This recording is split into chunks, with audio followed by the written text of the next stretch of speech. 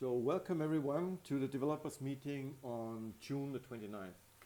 Um, with me is Carlos, and today we're going to talk about differences in background subtractions. So we have actually two background subtractors that we want to work through. The one is the GMM, Gaussian mixed model, and the other one is Vibe. And we're going to discuss in detail what the differences are and which one serves us better, let's say. So with these words, I would say, Carlos, go ahead and share your screen. Mhm. So I'm sharing my screen. Yep. Can you see it now? Yeah.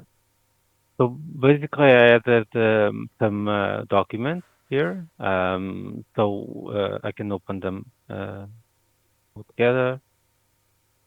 Um, Basically, it's one talking about the object detection architecture. So in general, and then so there's two methods that we already looked into for background subtraction, which is Mm-hmm. the Gaussian mixture model and Vibe. But there's other methods, so three frame difference as well. Using the optical flow to get the motion. So there's blob detection as well. So this is used in medical applications, but Mm-hmm. also in astronomy. So this is going to detect, for example, stars and things like that. Mm-hmm. We can define the size of the blob that we want to detect. There's this MHI encoder. So basically, this is a way to encode in changes in speed of the object. There's other methods that we can later on look, like the codebook model. Um, but it is similar or a good alternative to Gaussian mixture model. Mm-hmm. Instead of having a Gaussian per pixel, we're going to have an histogram. But in theory, it's a little bit slower. Yeah. And then there's also having the option of actually matching basically the features that we detect from Bob. Mm, there's also two parts to it. So one of the things that we want is to have an output. So it's going to be a detection annotation. And so there are some criteria that we want. So if the object is on the background or not, if the shape is interesting to us.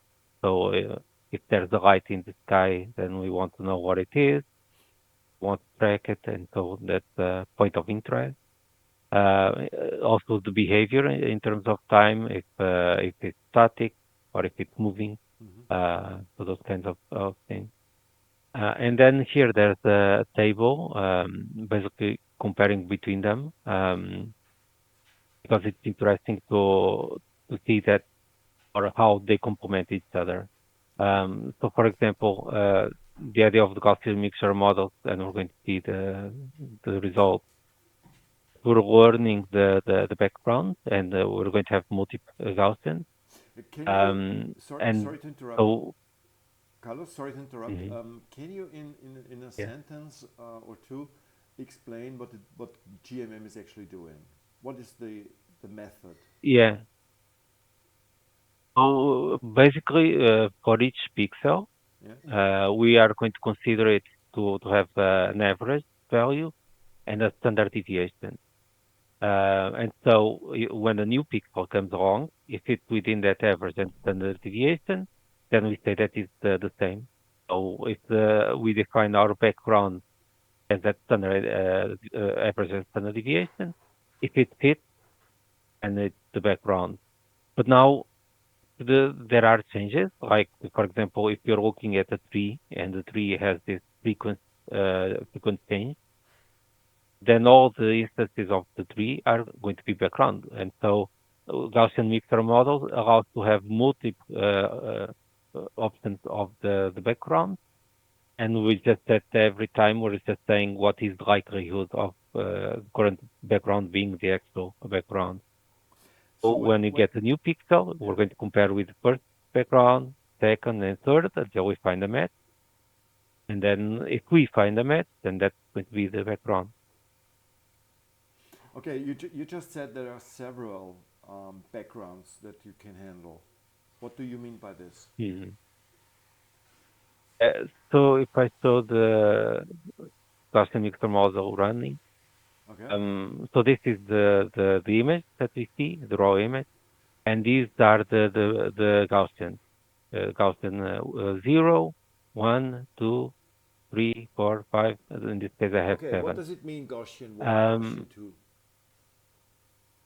yeah, so the idea is that for each pixel, we're going to assume that it has Gaussian, what is called a Gaussian distribution, Mm-hmm. meaning that it's going to have an average and a standard deviation. Mm-hmm. So that's why it's called Gaussian. Mm-hmm.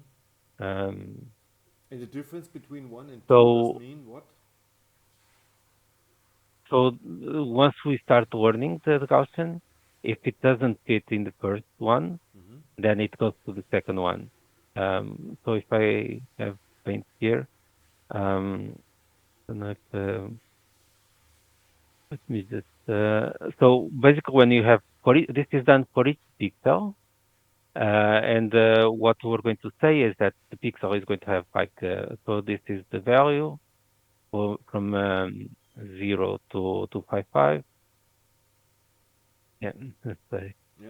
Yeah. Yeah, it's not easy to draw. But let's say that the pixel is going to have an average and it's going to have a standard deviation. So it's going to be the within this Gaussian. Yeah. So whenever we have a new image, if the pixel is within the standard deviation, then we say that it belongs to the same, Yeah. right? Uh, so one of the tests that I did was that I have an RGB lamp that allows to change the color basically. So it goes to warm and then normal and then goes to cold. So I have these three values. And what happens is that basically the Gaussian mixture model starts learning the three models. So then it's going to have this basically instead of having just one, and I'm going to have another one, Mm-hmm. then I'm going to have another one Gaussian. Okay. And so now when I get a new pixel, I'm going to see if it fits in the number one. If not, then I try the second. If not, then try third. And if I have seven or something, then it's just going to try each one of them Which to see basically which means one you is the stretch actual. it. You stretch it. Yeah, Yeah. yeah. And so then if I have a couple of frames, like 10 frames or something in this Gaussian, then this is the likelihood of the most likely to be the actual background, Mm-hmm. and they shift. So then this becomes the number one, Mm-hmm. this becomes two and three. So they swap. Okay. And this is done per pixel. Okay. Yeah. And And so the offset basically, of is defined how? so you mean the offset? So the offset between them, Yeah. the difference between them, Yeah. is defined by the standard deviation. By the standard And deviation. so this is also dynamic. Here I'm just showing the average Mm-hmm. pixel, but there's also a standard deviation in there.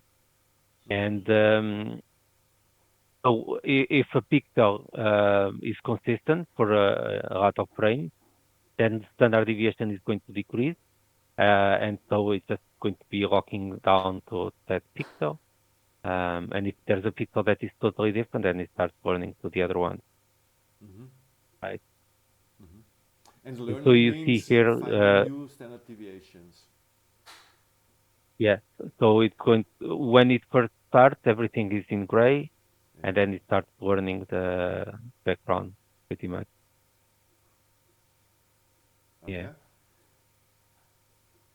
Um, so yeah, going back to the other one.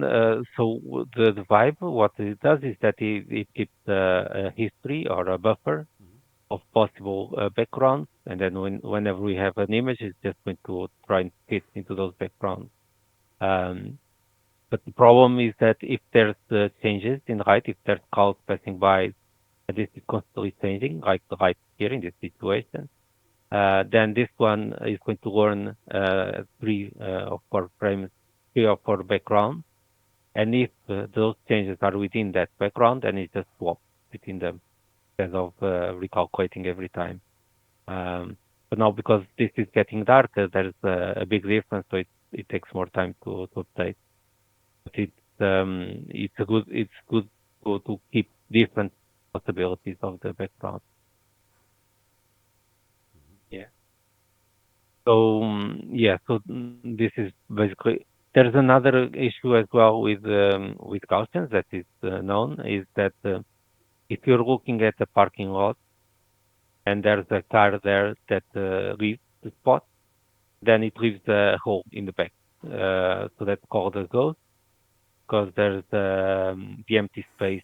It's an object, Yeah. so it's going to take time To to learn integrate that it is background. Yeah. that object.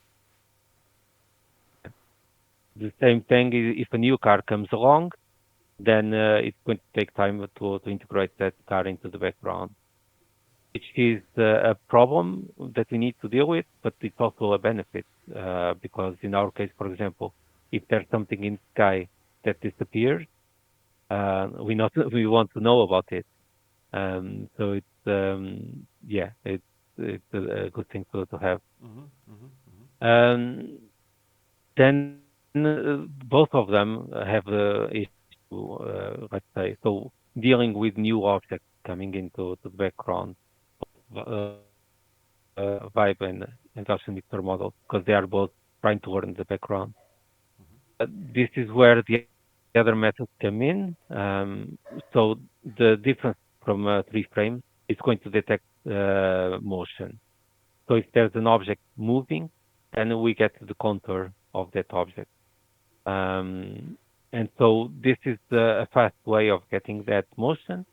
And if we detect an object on the background on Vibe and Gaussian mixer model, but we don't detect on the three frame difference, then means that it's a static object. Ah, okay. So it's Mm-hmm. either a new object, going to be a ghost. Now, if the object is just detected on Gaussian mixer model, but not on Vibe, that's probably a ghost. So the combination between the three allows us to type object is in there, and then how to handle it, basically. So that's why it's good to have them. Um, So you yeah, say, and there's Carlos, Carlos, sorry to interrupt. yeah, yes, yeah, You're saying this because you propose to use all of these methods at the same time, yeah, yeah. but wouldn't that consume a lot of process Uh, power? so the ones that two more are going to be Vibe and Gaussian mixer model. The other ones are pretty fast. The other one that I would probably skip is this one, the code block model. So this is similar to Gaussian mixer model, but I don't think it gives much benefit. But that's the only one. The other ones are fast, I would say. Okay. And so, yeah, the difference between this one, this is calculating the difference. It can be in RGB or in grayscale. Mm-hmm. Then this one is using the gradient. So this is basically a variant to light changes. So this is good to have as well. Those are really fast to implement. So they just keep the last two frames uh, as a buffer, and there's the distance between them. It's missing here, but there is also we can use the optical flow as well. And so that would be a good way to get the motion as well. Um, and then this dog is different from Gaussian. So this is going to be detect the blob on it. So Block those would detecting, be yeah. regions of interest that we want to, yeah, yeah. And this is fast as well. And we can define different sizes for the blob that we want to detect. So that would be really good. So if there's can track stars during the night, during the day if there's a small object coming by, pick up those small objects. Okay. So wait a Mm. second. Hold on. Y- Yannick, can you hear us? Yes, Yes. hi. Hi. Sorry, I'm a little bit late Right. today. No worries. We are on record now.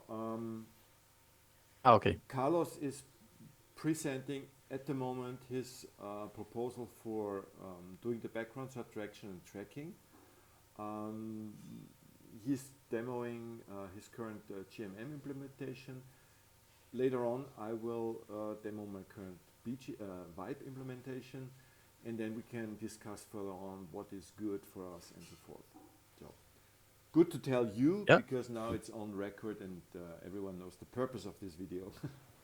Okay, sounds good. So I'm going to listen and mute my microphone. perfect. All right, Mm. Okay, thanks. Carlos, go ahead, please. Yeah. Yeah. So, as I was saying, so we have this table just comparing the different methods. Uh, so the last one is this MHI, but this is just a way to basically encode the motion. So once we detect the different blobs, then we're able to say in each area going to be is moving or it's static. So Mm. it's basically an encoding for it.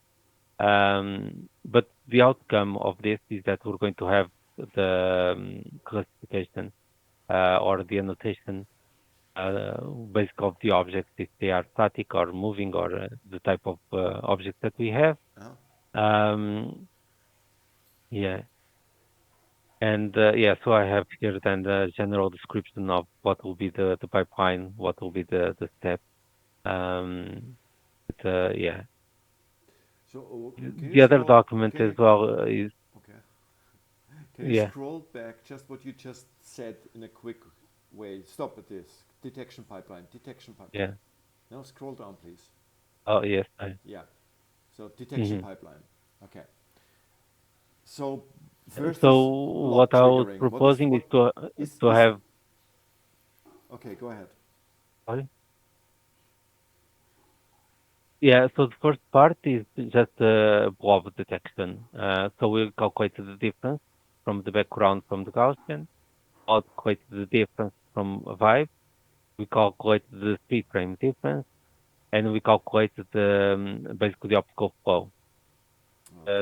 And these ones are going to provide blob, and we can come up with a logic so that we detect find what are static objects, what are ghosts, what are moving objects, the speed of those objects. So But these methods allow us to detect yeah, basically the may blob. I add Then I some? would Carlos, can you hear me? yes, yes, yeah, Okay. Sorry. May I add something here? Because the word blob yeah. triggering, I think it is not right to say blob triggering at that point. Because at that point we are on Mm-hmm. pixel level and the output is a mask. Yeah, The it blob could be a comes mask. further Yeah, on yeah, down the pipeline after morphology and yeah. whatever you tell further on. I would not call the first step blob triggering. I would say it kind of a Mm-hmm. mask triggering, for example, or pixel Yeah, to mask yeah. triggering, kind of. For me, it is Mm. confusing to call the first step a blob already. Yeah, yeah. Okay. Yeah, I can make the change. Um, yeah, so once we have those masks, Mm-hmm. then we can basically clean up, so do the morphology, to have the erosion and so on. Yeah. And then we have this could be in parallel because they are independent, but is the point of interest. So this is basically detecting those objects. So we have two types of different of Gaussian. So this is going to give small objects, can have then large objects, and we can have three different types. But this is fast to compute. And then having object just detecting points like Harry's corners as well. So for us to track if there's some movement in there. Um, so these are going to be points of interest that we want to pay attention to it. Then we try to make some sense of it. So this is part, it's called kind of semantic, but it's basically defining the size of those objects, uh, overlap between them, Yeah. if they are moving together, kinds of things. So this is for us to make sense of it, and that's why building this map here is interesting because it allows us to group different behaviors between them. Yeah, To so this group would be different just make sense. behaviors. Just So, say which. sorry. So when you say Yeah, group so different behaviors, what do you mean? we have two blobs in different areas, Yeah. and this allows us to say that they are moving at the same speed in the image, or the distance between them, kinds of things. They are the same size. They have the same aspect. So comparing between them so that we make some sense of I get it. what they are. I get it. Okay. Yeah. Another thing that I've done on the Gaussian mixture model, and we need to do that also on Vibe, is that in the first stage, what we do is the difference. So we have current image, we have a background, and we calculate the difference. The update itself, I'm doing them. I create a thread, non-blocking thread. So Yeah. it's just going to update the Gaussian, and it doesn't stop the workflow. So yeah, so this is the part where we update all the models that we need without blocking, Yeah. because they can run in parallel. Yeah. And the same thing for Vibe.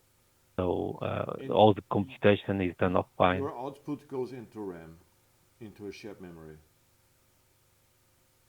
So in this case, it's not a shared memory, but it's basically each one of the Gaussians and the standard deviations.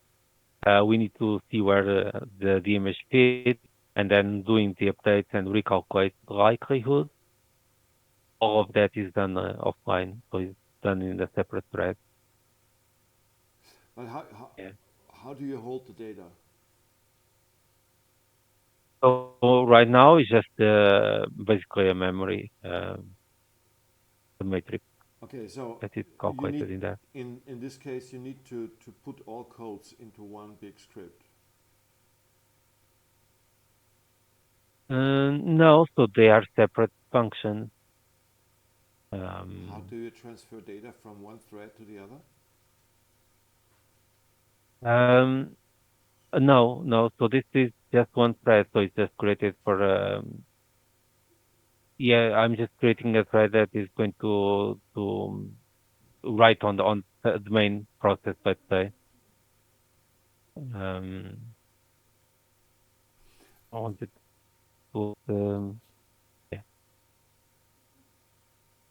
yeah. So I have the initial. So this is my class, Can you and make it? then Can you make that when I bigger? have the update, Can you make that bigger, please? It's too small to see. Just bigger letters. can you see it now? Yeah, one step more, please. Okay, perfect. That's good. So basically, I have the initial the initialization. So this is my class, and then when I have the update, so basically I have an array which is going to be the average, Okay, you then have another one arrays, for yeah, standard deviation, and another one for the height. yeah. When I do the update, I'm just basically creating a thread that is just going to do this in the background, and it's not non-blocking basically. So if the frame rate is higher than the update, this is just not blocking, so it's just skipping until the this is complete. But it's good for it to update nevertheless. Yeah. Okay, so but your Um, data is just stored during runtime of this thread, and yeah, yeah. that means that no other um, script can access this data. so this is going to be single thread as well. So Yeah, okay, but in this case, now this is the script for the Gaussian mixed model. Um, yeah, what yeah. if your POI script would use the output of this, the Gaussian mixed model? How would you give it So access? How I would you integrate it into the very same script? so what this is doing is that we have the difference, for example. So this is just calculating when we get a new image, Yeah. we're going to calculate with the Gaussians that are there. So this is independent from the thread itself because we're just calculating the difference from the current frame. So you just background it is in there.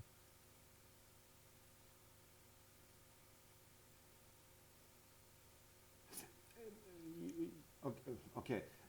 You were before you were presenting a pipeline of methods of functions, Yes, yeah, yeah, and I yeah. We can go assumed back. that with this pipeline, you also mean that these are modules or scripts that run by themselves.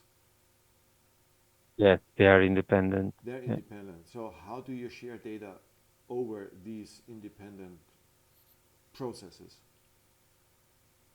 So the output of Gaussian mixer model Yeah. is going to be the mass of the Yeah, yeah. detection. But how do you And store same it thing so that? for five. Yeah. Oh yeah, right now it's just based on the basically to have a main process, and that main process would be running, calling them. Um, but yeah,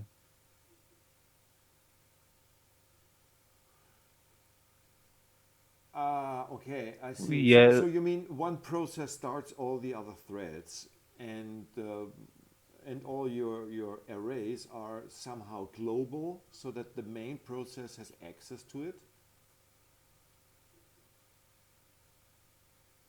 I'm not. I wasn't creating a thread for each one of them. So they are just basically classes that we call so within the process.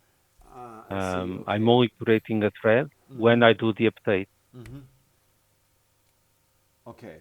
These are Yeah. classes, and you have one script that loads all these classes, and then you can interact with the data from code to code. Yes. Yeah. Um,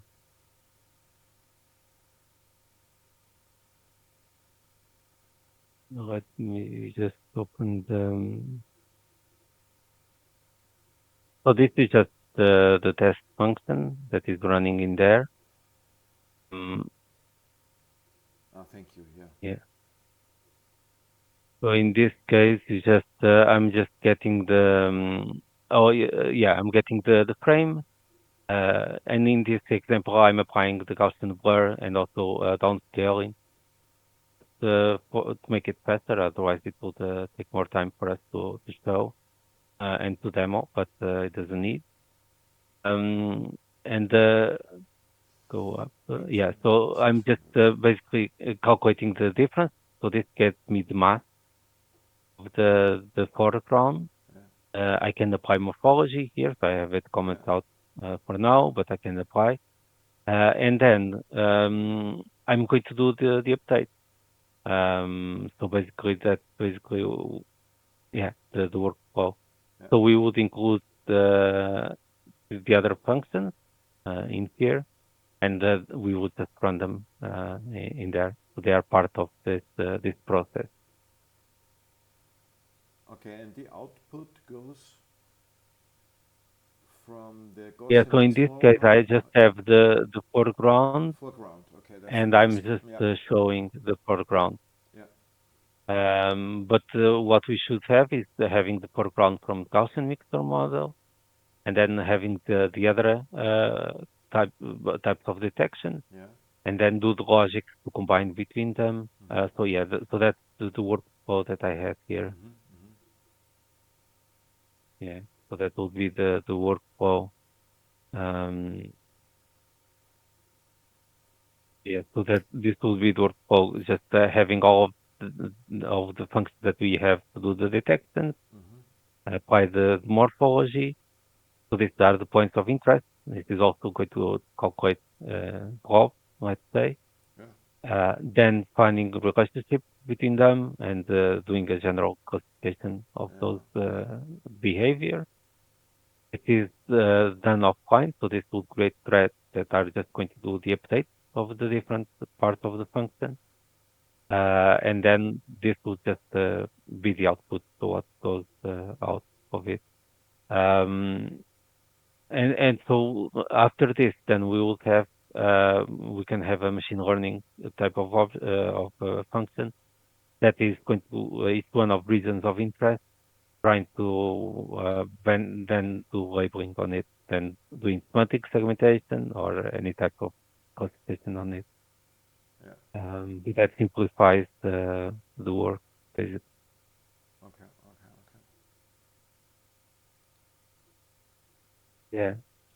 Okay. Um, I think one of the things to talk about is that if we wanted to do all of this with machine learning, it would be really difficult for us to get a data set, label it, and then training it.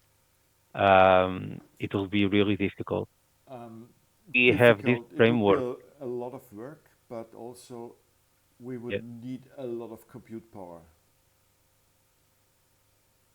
yeah, that's another issue as well. But what I would say is that if we now have this framework and we use this as a labeler, Mm. it would solve the problems. But the reality is, as you say, the machine learning methods are take a lot of processing power. Have to redesign them for Orange, and also it doesn't take into account the temporal aspect of it, like the Gaussian mixture models and Vibe too. Um, so I don't think that it will be a good option. That's why I think that it's better to have this framework detecting regions of interest that we want to analyze, Mm. and we can have machine learning on top of it. And then we're just working on those areas. Yeah. I think that Yeah. So this was also yeah, my saying from the get go that it is nice to have a neural network that can process full frame on the current FPS, but it would take a lot of hardware to solve this. And yeah, for the stationeer, it will be yeah. very costly for the stationear. So that's why I'm very Yeah, it goes back to. I was just going to say that goes back to the discussion of having end-to-end machine learning or having modular machine learning. And then if we're talking about modular, it's if we combine machine learning with computer vision, for example. Uh, and in my case, I think it's always preferable to have modular yeah. over end-to-end. I don't believe that end-to-end is the solution for the embedded system. And then when we talk about modular, computer vision is still efficient for or more efficient for some applications than machine Absolutely, because learning. every task is small Um, and not huge as full screen. yeah, Yeah, yeah. absolutely. Um, so what I see, what I learned from your pipeline is that, so for example, when I used the wipe method and developed my version of the background subtractor, let's say, based on wipe.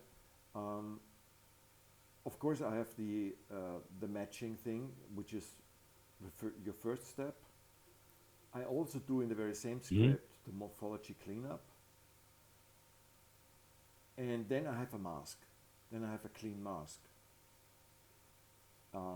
I store this in a shared memory so that I have access for another script, for example, the tracker that I call it now, just tracker, which reads the masks basically from each frame as they come in. So it's all real time. Um, and does the blob detection, what you call the point detection, um, and it stores these blobs, which are also reduced to the because a blob is always changing per frame. The same blob looks different. To keep that difference um, in mind, let's say, to keep that shape, this position and size and so forth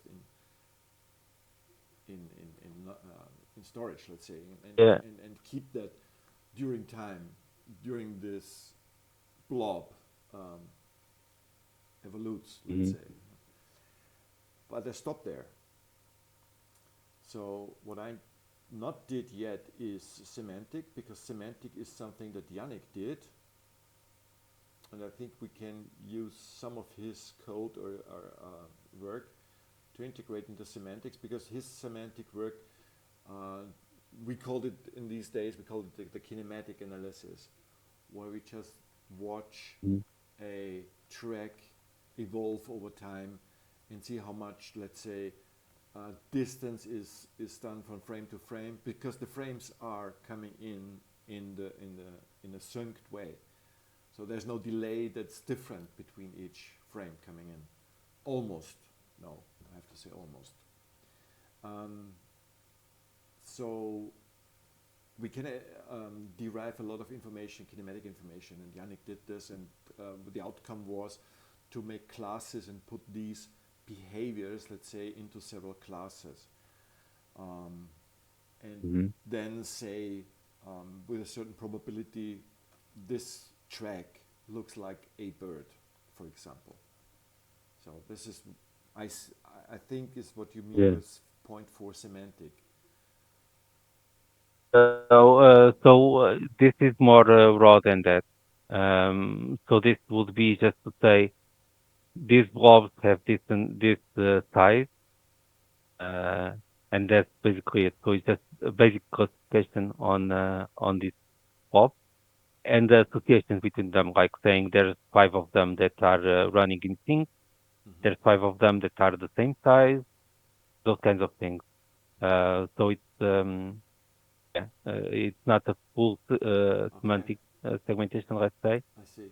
It's Mm-hmm. just inferring some characteristics of the blob level. Okay, okay, okay, I get it. So this is more low Yeah, level um, yeah, distance and speed yeah. or whatever measuring. So Okay. I We, don't know if you've worked with MATLAB, but this will, for me, would be the region prop from MATLAB, a function called region prop. region blob, yeah. Um, so that would be the idea. Mm-hmm, mm-hmm. Okay. So And one another thing thing, as well is yeah. that Go ahead. yeah, so I was just going to say that in OpenCV we have MOG and MOG2, Mm-hmm, um, which they are based on Gaussian mixture models. mm-hmm, They added a lot of stuff on top of it. mm-hmm, So they also do morphology on top of it. They detect ghosts. They detect yeah. also shadows and highlights. But then it just moved away from the Gaussian, where this is just the Gaussian. That's basically it. So I think more simple the code is, the better, especially for hardware. And Yeah. that's why I separate. So this is just doing Gaussian, and then I have the separate morphology to the logic on top of. So yeah, that's just my thinking of it. Mm-hmm. So you didn't And use this morphology could cleanup swap. from CV.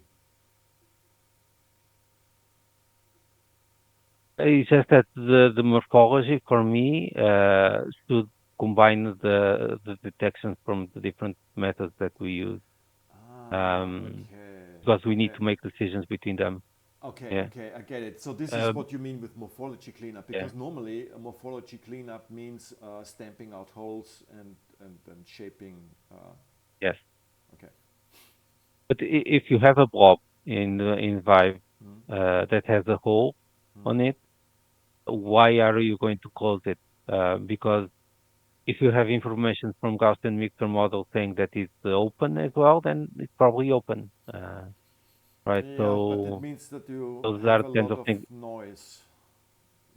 For example, with But the singular noise is to pixels. remove it here. Yeah, yeah. But noise that you have on the pipe is going to be different from the one that we get on Gaussian mixer model, Mm-hmm. and is different from the one from the freeze frame difference, Mm-hmm. right? So we can only make the decisions about the noise, saying Okay. that yeah, it's noise, we don't care about it, Okay. by looking at the other one. Uh, so that's why I think it's good to separate. Okay. Okay. Okay. This is interesting. Yeah. This is very interesting. So you take the outcome of the three models and you compare them, and this is what you call the morphology cleanup. So where you Yes. say which one is Yeah. better in which cases, and that's why this is more true than the other thing, kind of. Yeah. Yeah. And Um, I've put yeah. this separately because there might be an object that is small and there it's not moving, so it's already in the background, so we don't care about it. Mhm. Uh, from here we tell, yeah, but this is an object and it's everywhere. Like there's the dots everywhere. So we want to look at those dots. So that's why having this algorithm on top of it is interesting. Mhm. Yeah. Carlos, are you still there? I can't hear you. Yes. Okay. Yeah. Yeah. Okay. Did I break up? Am I breaking up And or no, is it your voice was just going down, down, down in volume. strange? Okay. Anyhow, Um, and what do you but mean did with you? what do you mean with attention heat map? What is this? What is the meaning of this? No, I was just saying that if we have a small object Yeah. that is already part of the background and all of that, then we probably don't care about it from the background subtraction point of view. But if we detect with this method, then it might be interesting for us to look into it. So if we have a set of small objects in there, um, even if they are static and they are in the background, we might be interested on those. It could be a star. So for recognizing stars, for example. Or if it's like a sequence of bytes, let's say. So if yeah, That is static for some time and anything. then But suddenly turns off, for example. So yeah, yeah. yeah. But what do you mean with So for attention heat example, maps? Starlink. Yeah, sorry, I'm Mhm. interrupting you all the time. Sorry, I have so Well, many yeah. This questions. no. This is just the word. Um, but yeah. So these are the things that we want to pay attention to. That's just what I mean. Ah, okay, yeah. Hmm. Yeah. This is going to be a math as well. Yeah, yeah. And I was calling it heat map because we can have different, um, yeah, attentions to different levels. So if it's a small dot, it's less important than a bigger dot. So we can have already decisions made. Uh, Hmm. Hmm. Yeah,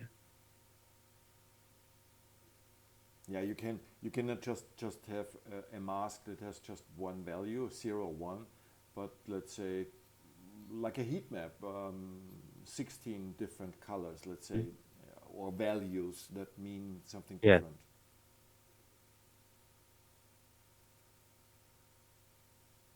You know what I mean?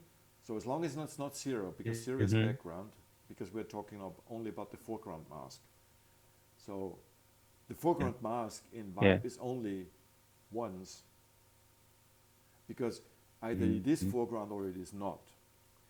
But you're proposing Yeah, here a yeah, heat map, and if I understood you correctly, you're proposing that we can store information into the mask itself. Because everything that is higher than 0 is foreground, but we can give it several values, and by this giving certain properties. For example, this pixel belongs Yeah, to a small group, this yeah. pixel belongs to a So big group, for example. yeah, we can group them differently. It's just that in a general mask you have 0 or 1, Yeah, but you can think of a grayscale, and then yeah, level can have different type of information encoded in there. yeah, yeah. Uh, I get what you there's mean. also here I put off option of having shift feature in here. So shift is usually used to match features for motion or when we want to register images. But my idea was that once we have this object detected in there, it's just to find matches so that if you have a point, but you're finding the same point everywhere in the image, Hmm. that's an interesting thing to look at. Yeah. Um, so that's why instead of having the shift find motion, I'm using shift to find similar objects. Hmm. Okay. Yes. So that will be the idea. Hmm. Okay. Yeah. Mm. Yeah. Am I breaking down or No, no, no, no, no. You're coming in perfectly. okay? Yeah. So, So if we, we had Starlink, for example, we would check points on the different uh, satellites in the Starlink, and then we shift. It will say, "Oh, they are all similar." So then it will find the association between them.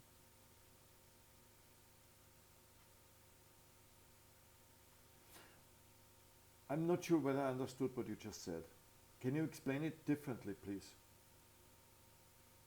So let's say that you have an object with 3 lights, and so this with this sigma, you're going to detect those 3 lights independently. But then with shift, you're going to look for similarities for each one of them, and then you're going to say, well, there's 3 lights that are similar, so they match.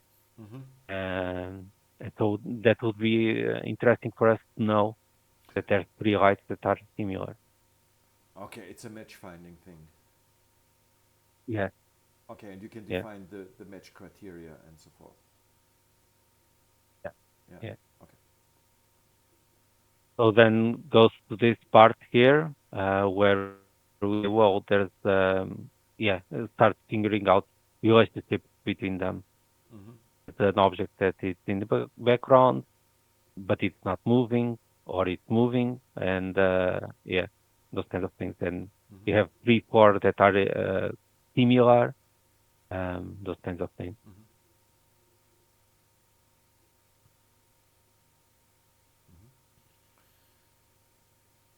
Um, Going back probably to the Gaussian, then I have this document that is documenting the Gaussian Yeah. mixed model. Okay. And this is just documenting the code pretty much. Um, and explaining the reason like choices that are made in here. So there are different from the original method. So the original method was using the expectation maximization, for example, but this is computationally intensive. So this was replaced by basic fitting into the Gaussian. Um, there's the original method that is on OpenCV as well. There's also some differences to it.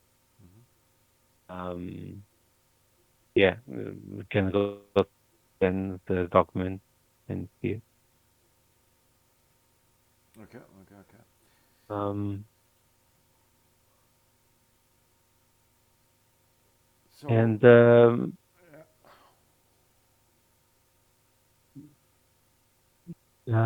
yeah, so I have also a summary. So basically, this is comparing between the implementation that is here with the Mach 2 from OpenCV. So yeah, there's a lot of things that were done by choice Yeah. to differentiate from OpenCV. Um, for example, there's no reason for us to have shadows and highlights, Yeah. or if we do, it's going to be a different implementation because thing on surveillance. So it's completely different from ours. Um, so yeah, basically the update. So they code in OpenCV is sequential and it's blocking Mm-hmm. to wait until it has the entire Mm-hmm. difference to continue, whereas in this case, create a thread and does the update separately. Um, so yeah, those kinds of things. Um, yeah, pros and cons of one compared with the other. Um, yeah, so this comparing with other methods. Um, so, Okay, yeah. cool. Um, Optical flow, not just because you to, just showed it. Optical flow. Let's just tackle this. Why are you yeah, proposing optical yeah. flow? So what I'm proposing is just a dense optical flow faster, and basically then using the optical flow to detect the blob, just a method to detect motion. Yeah, okay. Correct me if I'm wrong, but optical flow gives you directions of certain areas. Let's say no, you slice a frame into areas, let's say, and for each area you define or you calculate the direction of flow, where let's say most of the Mhm. pixels are going into what direction, kind of. Is this Yeah. right? So so there's two types of optical flow. That's what is called sparse optical flow, and that basically is for its point going to calculate the difference. So you have two views of the point, and we calculate the motion of that point. And the other method, so basically it's calculating the entire image. We're going to go to its block, let's say, whatever, 8 by 8 pixel, and then we're trying to find the motion of that pixel. And so that those are the two approaches, let's say, pixel-wise or image-wise. And so the difference one is called sparse optical flow, the other one is called dense optical flow. Uh, Dense optical flow typically is not as accurate, it is faster. And so here I would just do the dense optical flow for it. And then with the dense optical flow, we calculate, we basically have used it to determine blobs where there's motion comparing with the background. So what you basically do, you calculate areas of movement that go in the same direction, and you circle them as a blob. Yes, yeah. Okay. I would use the optical flow from OpenCV directly. We don't need to implement anything. And there's already an example Yeah. that gives us block That as that optic. that exactly So, brings me to the point, Carlos. We are using mhm, a camera that has a resolution of 3200 by 3200 output by 6 frames per second. It's not much, but still, yeah. it has to run on the Orange Pi 5 Plus as it is, 16 gig RAM. Um, Mhm. are you sure that this pipeline and including optical flow um, would run on an Orange Pi 5 as it is right now on these 8 cores? So we can switch things off. Yeah, I would have to try at least the optical flow. So the difference from three frames, that's simpler. because we keep the -1 and the -2, Yeah. and we're just comparing between them. Yeah. There's difference or not. Now the problem with this is just that it gives you the contour of the object. So you may or may not have uh, basically pixels in the middle that are detected. Mm-hmm. Whereas the optical flow, it will try to find any points in there. Mm-hmm. But we can do the work with the 3 frames. If the optical flow is too slow for orange and for the size of the image, we can do the 3 frame difference. One important thing is real time. So it doesn't make sense that we lag behind. So the 6 Yeah. frames per second shall be kept by all processes down the pipeline. Otherwise we run out of real time. And we should use, Uh, yeah, go ahead. no, I was just saying that I typically think of the algorithms as real time, even if it's 6 frames per second, the frame rate of the camera. This should be running at 30 frames per second, each algorithm. Make sure that we're able to get an output. So what you can do is set your camera to 6 frames per second, so simulate the QHY, for example. Yeah. So Mm-hmm. all your pipeline has to go within the 140 milliseconds to be in real time. So that's why, for example, in the Gaussian mixer model, I'm taking the update out. Because if I had the update there, then it will take, I don't know. I don't know if it will be real time. By taking it out, then it's just frame difference. Yeah. And another thing is you use a lot of CV, OpenCV. And please correct me if I'm wrong, but my experience with OpenCV is that they use almost everywhere low resolution. So they always Mm-hmm. recommend going down to 800 by 800, kind of downscaling an image. So what I always question is why? Why? This is not downscaling always means losing information, right? Mm-hmm. So shouldn't we? Yeah, so each mixer models, it's independent. So I don't use OpenCV in there. Yeah, It's just for visualizations or things like that. That's the yeah, only thing I use. yeah, But yeah, we need to be careful with that. yeah.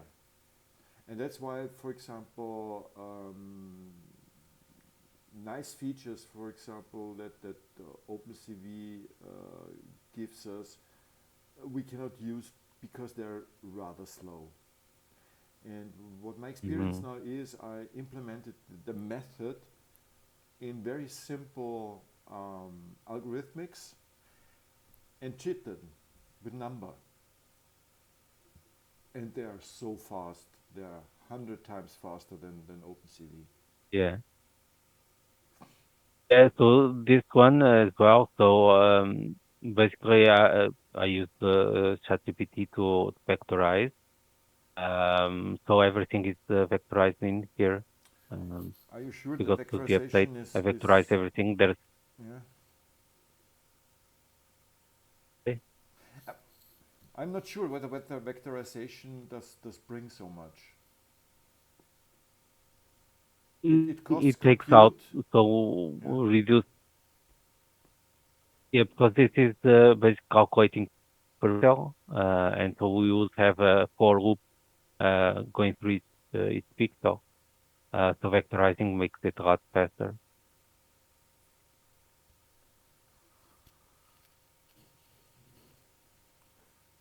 Okay. I actually agree. Per I know se, that per vectorizing is much definitionem, faster. yes, yes, you are both right. Per definitionem, I would agree as well. My experience is different. I tried vectorization. It cost me 2 days work. just to find out that it is not even better, but quite the same. In my So experience, it was way faster than using a for loop, for example. Yeah. yeah, but the nice for loop in a JIT is so fast. Or are you using JIT and vectorize it at the same time?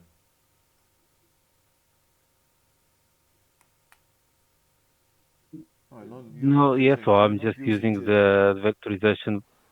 Hmm. But you're I'm just not using using the JIT here. vectorization.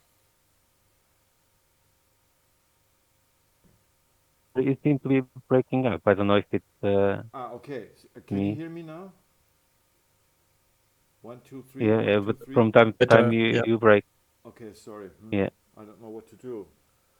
Um, I'm on Starlink. Maybe this is the reason. Can you hear me Hmm. now? Yes, I can hear you. Yep. Yeah. Okay. My question is, you vectorize it. I get it. But I also see that your Hmm. functions are not jitted. So you're not using number, don't you? No, no, I'm not. Okay. Because my experience, and this is my answer, Yannick, not using vectors, but using brute force for next loops, but chit the whole thing, gives much more performance. That might be. I'm not so experienced with JIT, so I don't know.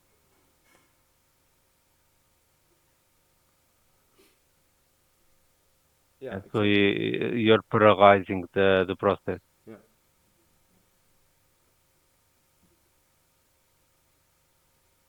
This parallelization is going to create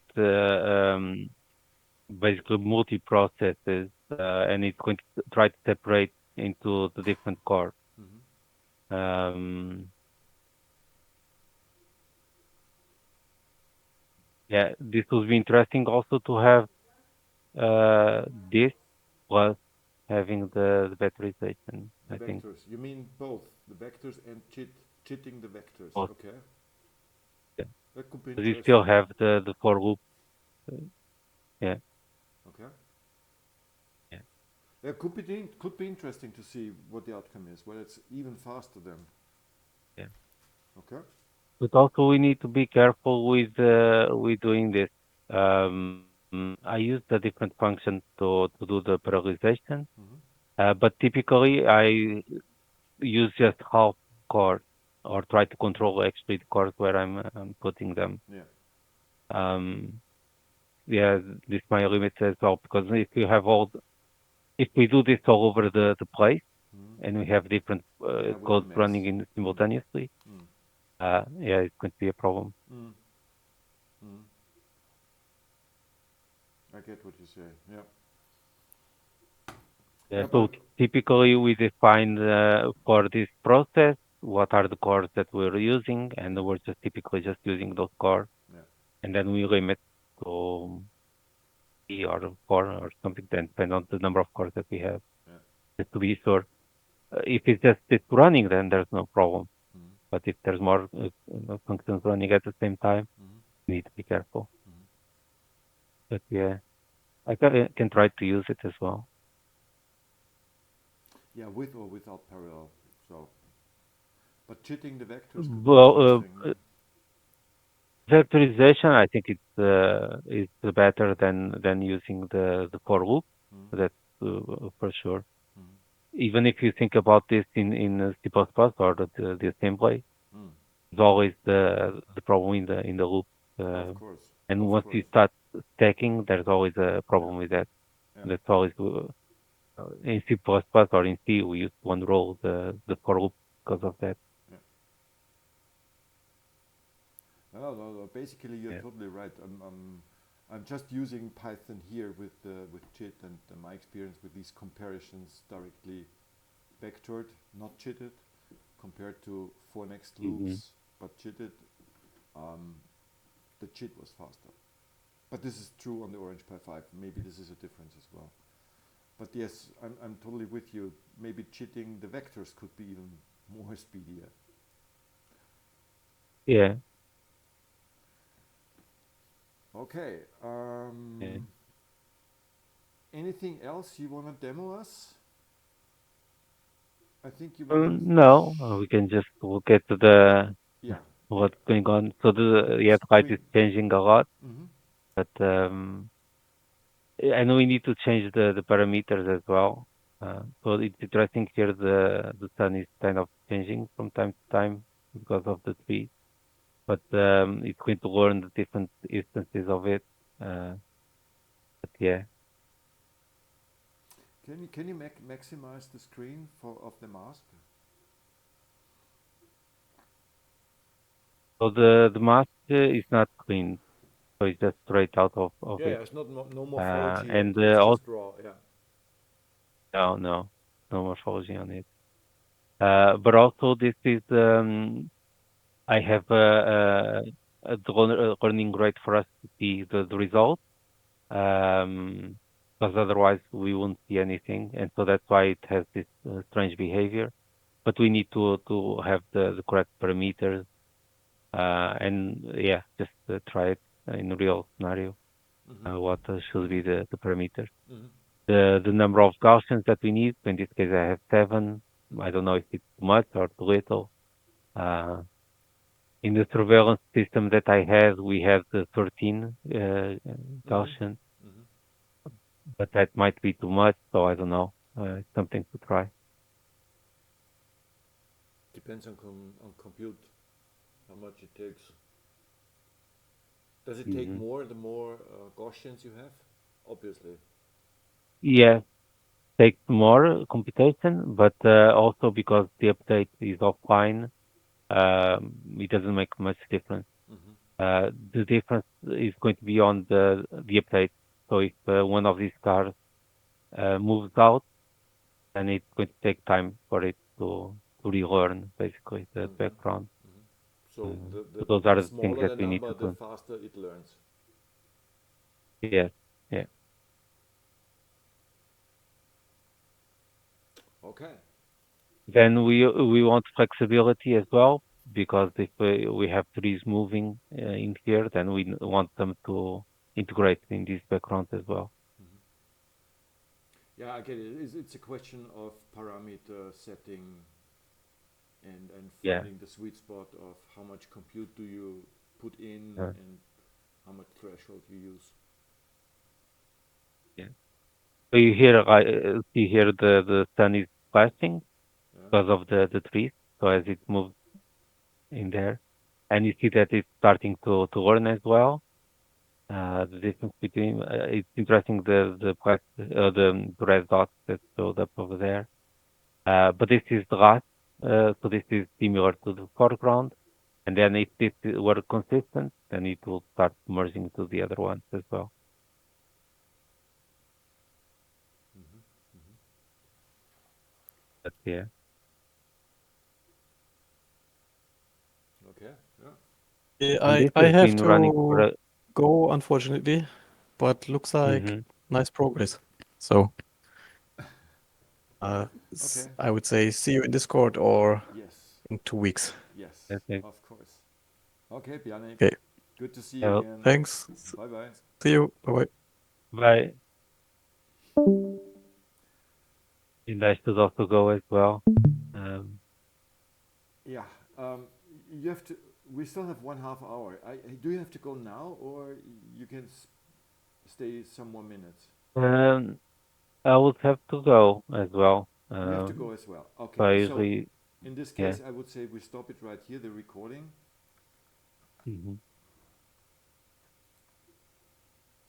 And yes. So.